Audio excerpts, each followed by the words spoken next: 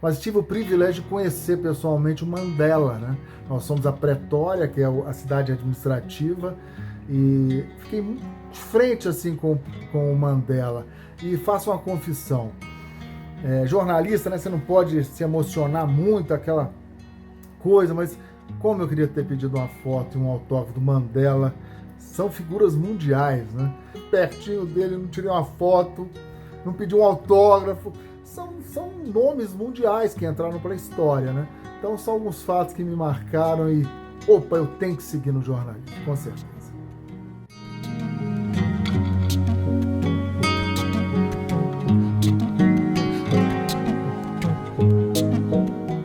Oi pessoal, tudo bem? Meu nome é Estevão Damasio, sou jornalista, me formei pela Faculdade de Filosofia, Ciências e Letras de Belo Horizonte, FAFBH, hoje inclusive mudou de nome, é a UniBH, e tenho uma pós-graduação em Política e Gestão de ONGs, Organizações Não Governamentais, pelo UNB, Universidade de Brasília.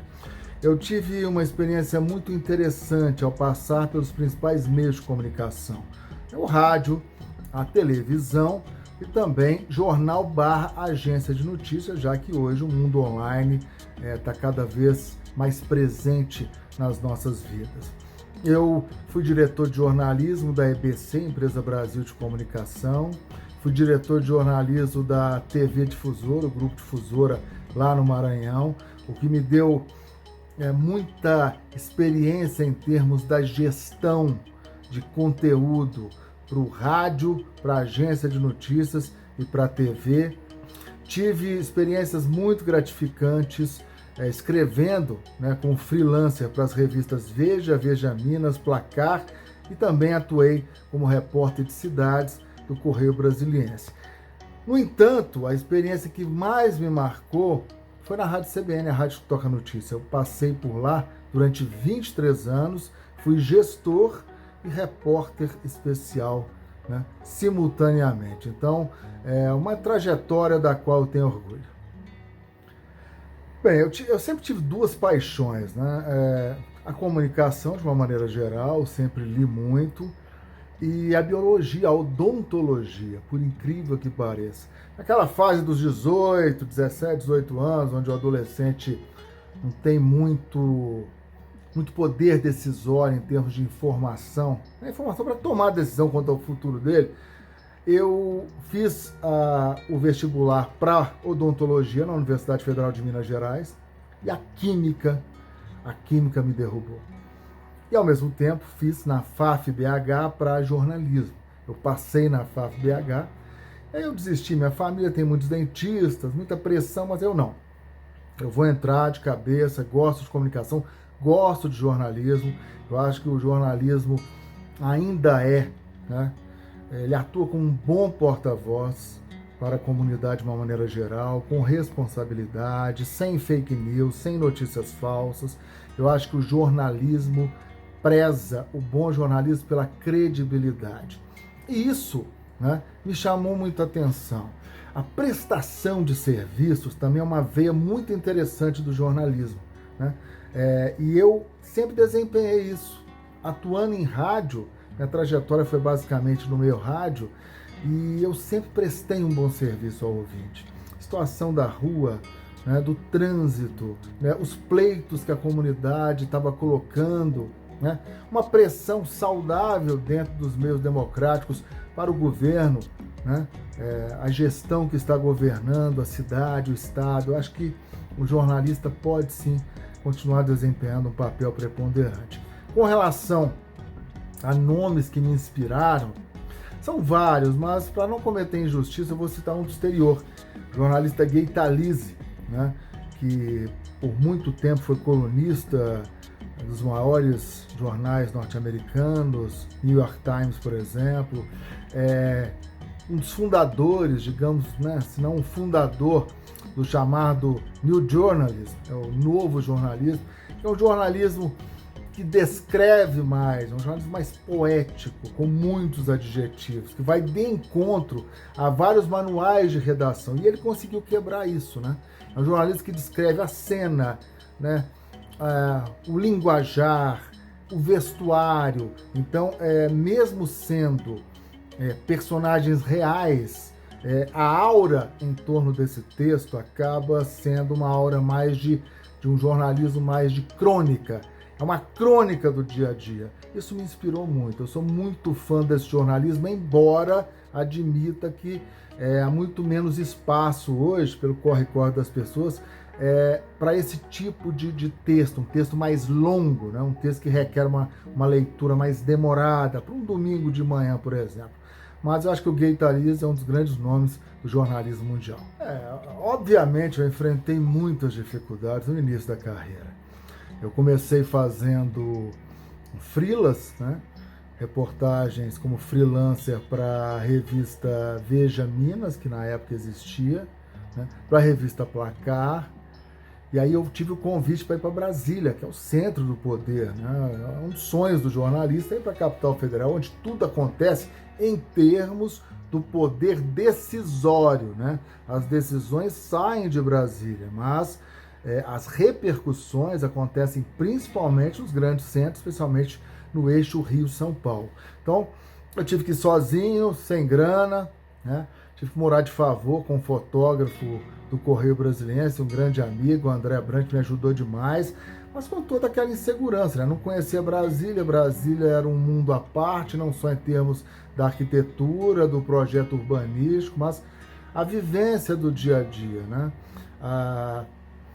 Ruas muitas vezes vazias, eu vim de Belo Horizonte, o centro é sempre cheio, a organização administrativa da cidade, né? A cidade é a capital do país e ao mesmo tempo tem status de estado, né? E tem várias regiões administrativas, não são municípios, são regiões administrativas. E eu caí direto no Correio Brasiliense, que é o grande jornal da cidade, né? À época, então, muita força, e me colocar na editoria de cidade, sendo que eu não entendia ainda o que era Brasília. Eu pensei em desistir, pensei em voltar para Belo Horizonte, mas felizmente eu bati na porta da CBN, a CBN estava começando, né? Eu fui lá na cara de pau, levei meu currículo, eles gostaram, me deram a oportunidade, eu fiquei 23 anos, dos quais um ano dividindo Correio Brasiliense de manhã e CBN à tarde. Então, a mensagem aqui, você não pode desistir dos seus sonhos, dificuldades existem e existirão, mas tem que chutar a bola para frente, não olhar para trás e se dedicar muito, né? Eu andei de ônibus, andei a pé, né? Morei de favor, morei em pensão, com dinheiro contado, mas com muito esforço, né, eu consegui me consolidar profissionalmente, né? Sem recuar, sem dar passos atrás, sem voltar para Belo Horizonte. Isso foi muito importante, acho que essa persistência que o jornalista deve ter. Bem, eu acho que todo jornalista, ou futuro jornalista, deve ser curioso, né? A curiosidade, eu acho que é a mola que vai lançar o bom jornalista para o mercado.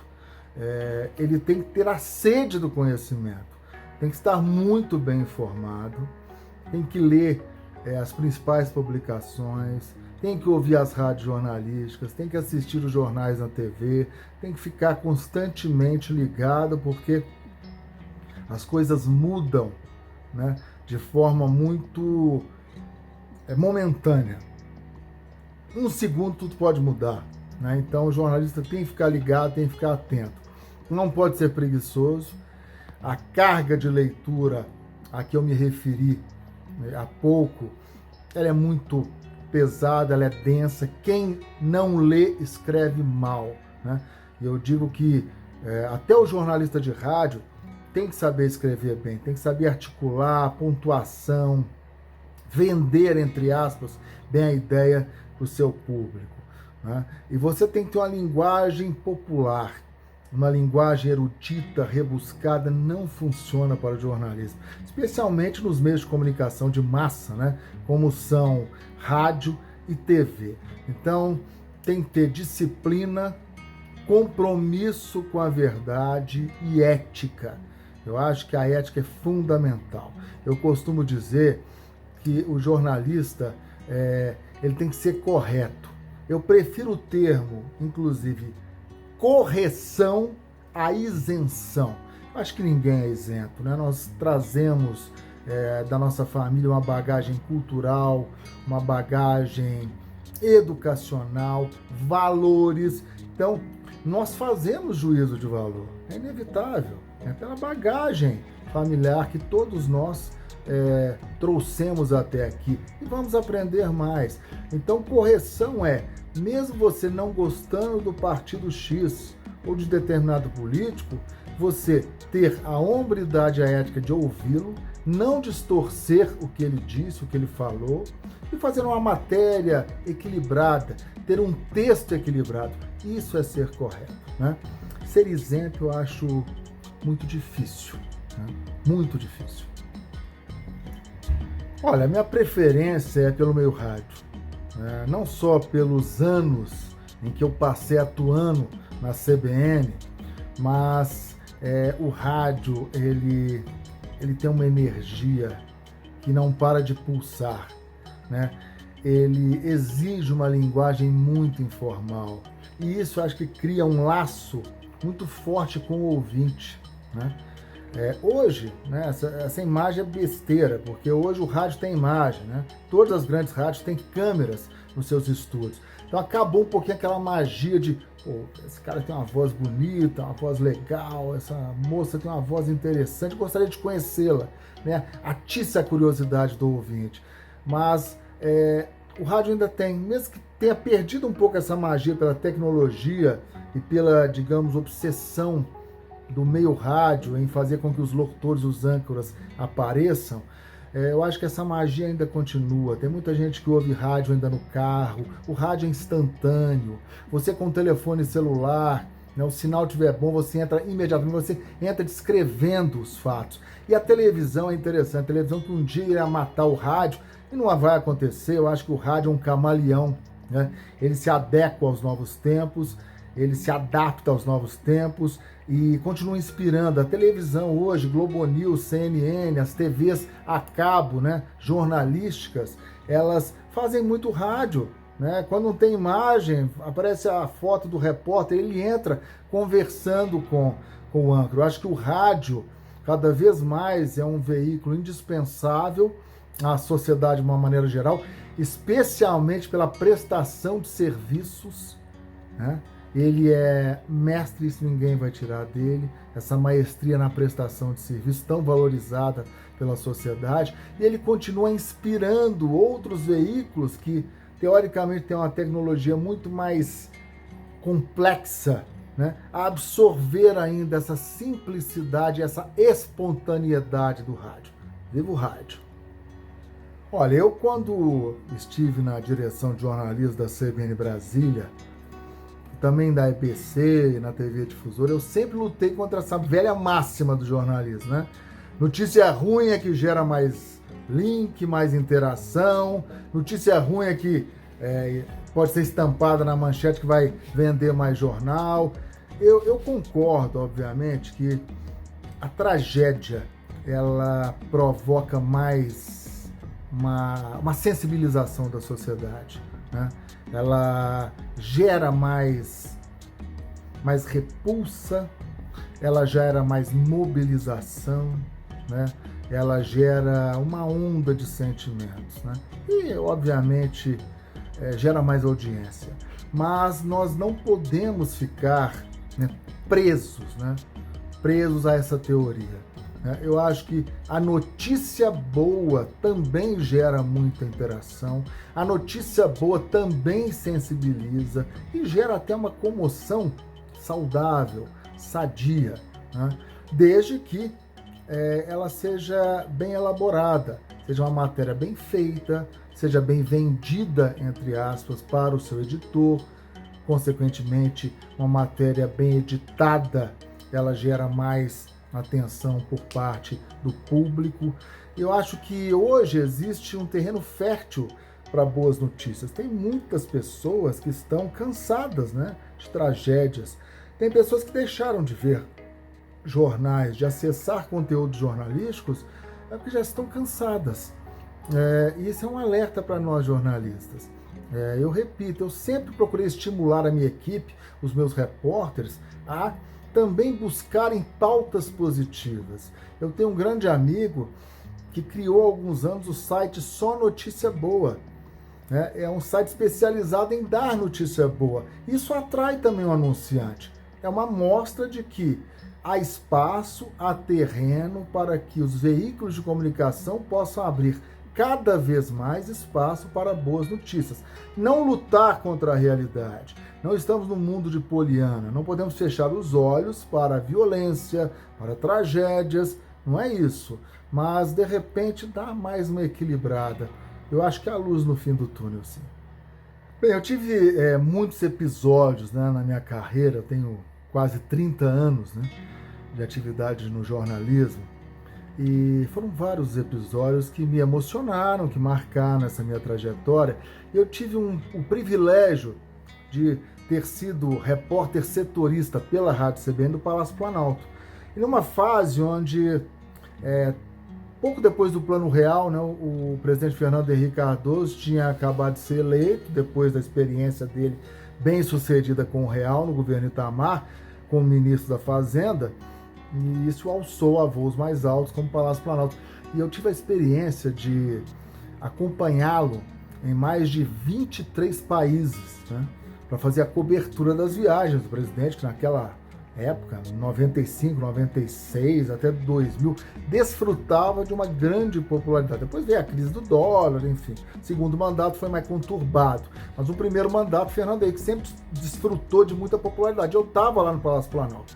Então, eu fiz inúmeras viagens com ele, mas uma viagem que me marcou e fez eu pensar, poxa, é isso que eu quero, eu estou no caminho certo, foi para Angola. Angola e África do Sul, né? Primeiro porque o continente africano exerce um fascínio, né? Você se espanta com as mazelas, com o caos social, com a falta de unidade muitas vezes, mas é um continente belíssimo. E nessa viagem particularmente, nós fomos para Angola, né? Que pouco depois, né, do fim da guerra, então ainda havia nas ruas muitas imagens. Primeiro, todo o sinal de trânsito na capital Luanda, você tinha mendigos, né? Ex-combatentes, mas amputados, né? Porque Angola foi o país onde a guerra suja mais se fez presente, ou um dos países, né? Guerra suja, eu me refiro à colocação de minas terrestres, né? Isso você amputou vários membros, deixou inúmeras pessoas com problemas físicos e crianças. E no meio dessa viagem nós fomos a Quito, que foi a cidade em Angola onde os combates entre as tropas do governo, né, e o outro lado, elas estiveram mais presentes. Uma avenida da cidade separava as duas tropas, né? Então a cidade foi arrasada, né? Quase não tinha prédio em pé. E nós visitamos uma creche de órfãos, crianças que perderam os pais na guerra. Isso me comoveu muito, né? Eu fiz relatos impressionantes, relatos humanísticos, gravações muito bem, muito impactantes. E nós também visitamos o quartel do Brasil nas tropas de segurança da ONU. O quartel QG era lá na cidade de Quito. E como o brasileiro é muito quente, né, nessa coisa dele abraçar. Ele tem um calor humano muito exacerbado. E foi muito emocionante ver como que as crianças angolanas gostavam dos soldados brasileiros. O carinho, né? A gente estava nos tanques da ONU, das tropas de segurança da ONU, e as crianças correndo atrás, falando Brasil. Isso foi muito emocionante. E na África do Sul, um país completamente diferente, vinha também de um período muito marcante do apartheid, com muitas cicatrizes, né? E lá eu vi que o apartheid político tinha terminado, mas o apartheid econômico não, né? Eu fui em vários restaurantes onde não havia um negro. Aí é o poder aquisitivo. Mas tive o privilégio de conhecer pessoalmente o Mandela, né? Nós fomos a Pretória, que é a cidade administrativa, e fiquei de frente assim com o Mandela. E faço uma confissão. Jornalista, né? Você não pode se emocionar muito, aquela coisa, mas como eu queria ter pedido uma foto e um autógrafo do Mandela. São figuras mundiais, né? Pertinho dele, não tirei uma foto, não pedi um autógrafo. são nomes mundiais que entraram para a história, né? Então são alguns fatos que me marcaram e, opa, eu tenho que seguir no jornalismo, com certeza. Bem, é difícil falar da gente, né? Sou um cara simples, lutador, trabalhador, taurino, sou apaixonado pela minha família, né? Minha esposa, minha mãe, meus filhos, tenho 2 filhos. E o sonho de todo pai é que ele se encaminhe na vida, né?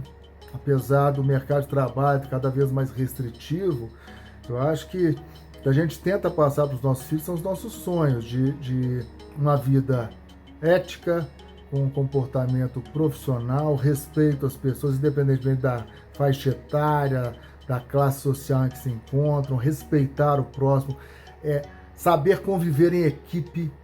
É um sonho que eu tenho de conseguir passar isso, porque mesmo com trabalho remoto, você participa de um time, né? Qualquer empresa, seja ela pública, seja ela privada, o jovem tem que aprender a se frustrar, aceitar o argumento do outro, né? E trabalhar em equipe.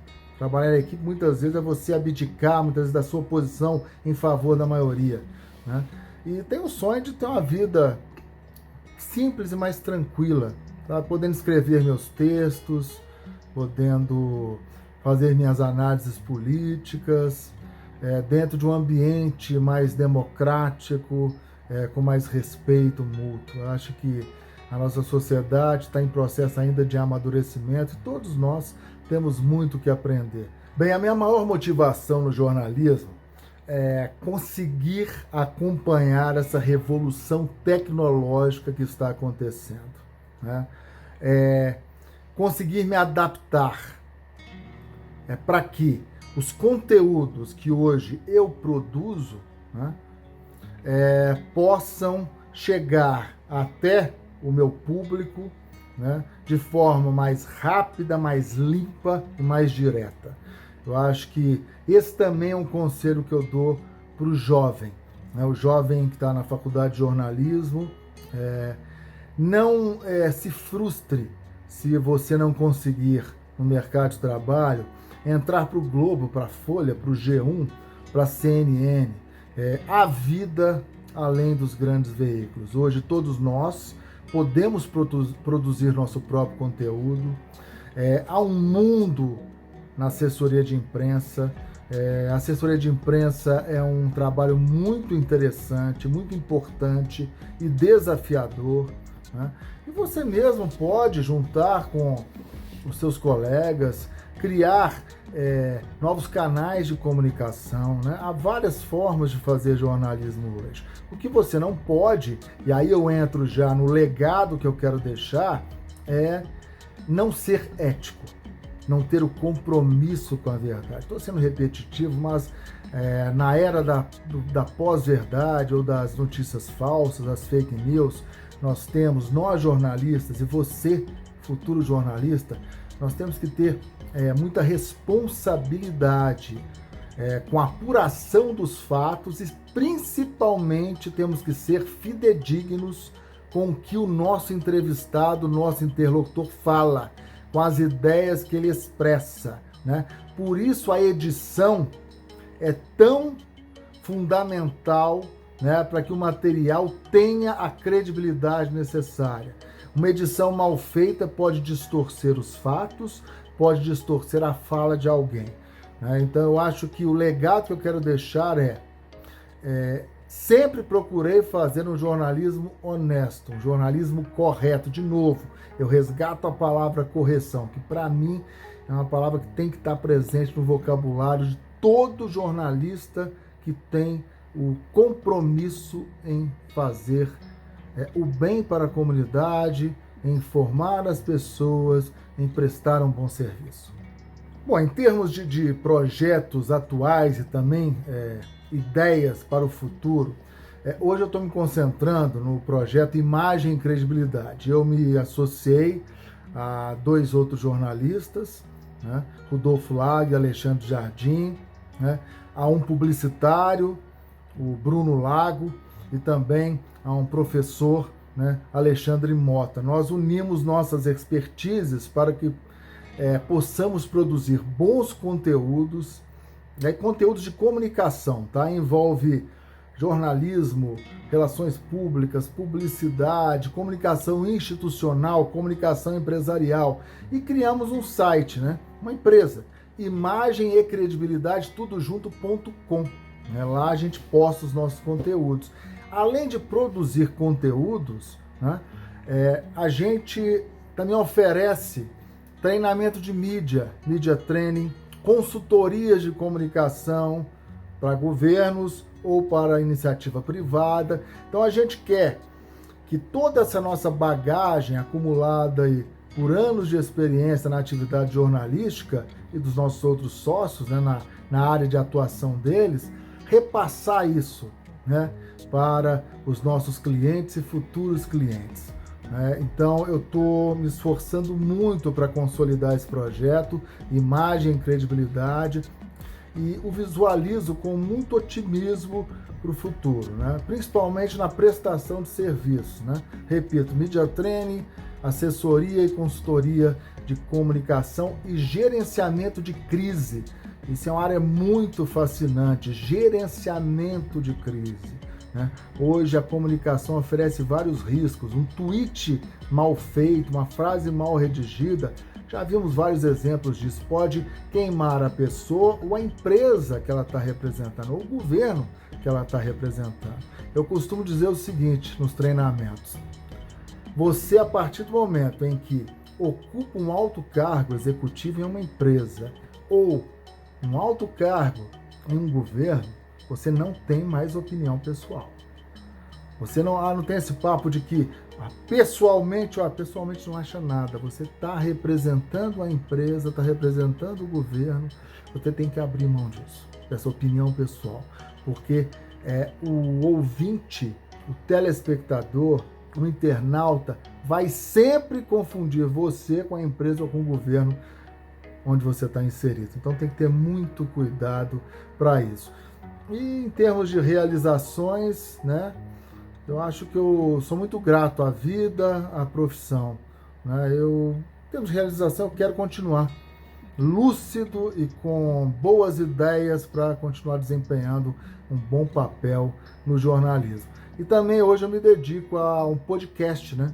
Eu faço alguns podcasts do Sebrae Distrito Federal. Essa área do microempreendedor e do pequeno empreendedor no Brasil também é uma área que me fascina, porque nós não somos educados ou não fomos educados para empreender.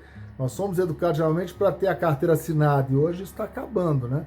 Então o Sebrae atua muito nisso, em fomentar o empreendedorismo. E as escolas já estão colocando nos seus devidos currículos a cadeira empreendedorismo. Isso é muito legal. Educação empreendedora é tudo.